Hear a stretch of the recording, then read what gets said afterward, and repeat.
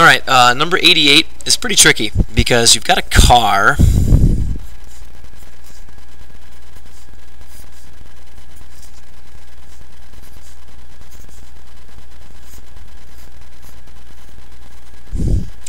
and it doesn't give you a mass. So you know what you do when you don't have a mass is you just make one up because it probably doesn't matter. So I'm going to make up a nice mass of 1,000 kilograms. So, and what they tell you is 53% is on the front tires. So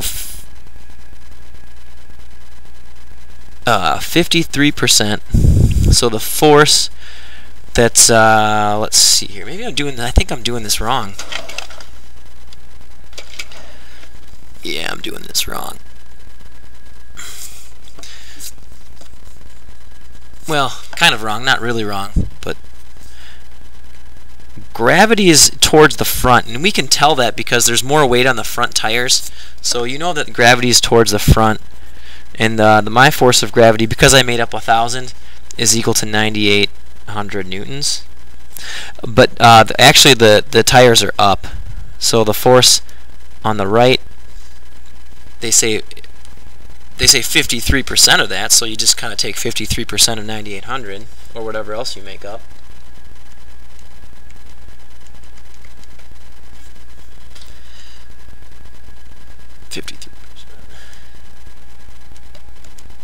And you get 5194,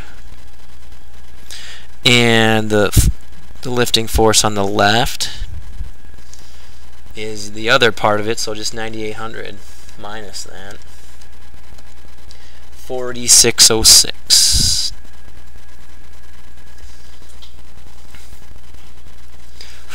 Now it wants to know where the center of mass is, but they tell you the wheelbase of the car is 2.46 meters.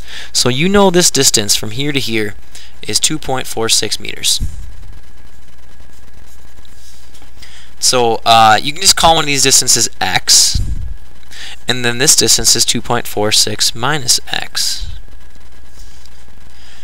Now again, well, there's only one unknown, so that's kind of nice. This is just the x's here. So we just need one equation, and let's go with torques. So remember, because this car is balanced here, it means that all the torques, the sum of all torques equals 0. Meaning that the sum of all torques that are clockwise have to equal all the torques that are counterclockwise. So what you have to do is you have to pick a pivot point. Now you can pick a pivot point anywhere you want. You could pick it here, but you want to pick it on one of the forces because it eliminates one of the torques and makes your problem. You could pick it right there if you wanted, but that doesn't make any sense. That's silly. I would pick it here, here, or there. I don't know. I'm partial to the right hand side. So here's my pivot. You should always label your pivot too, so you know and your friends know when you look at this what's going on.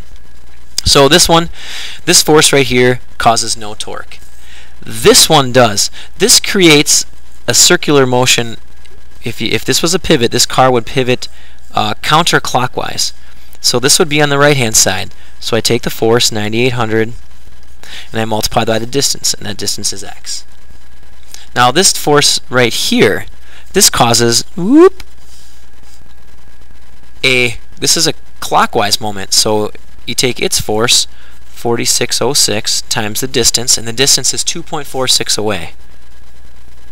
See how sweet and easy that is? Now you just solve it for x, and you end up with x equals, so you take this times this, 4606, 2.46.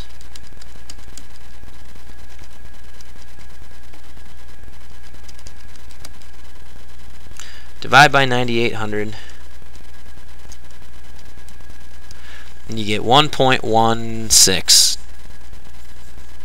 So that's sweet. And so then you ask yourself, what does x mean? Well, we defined x as the distance from the front tire. So the center of mass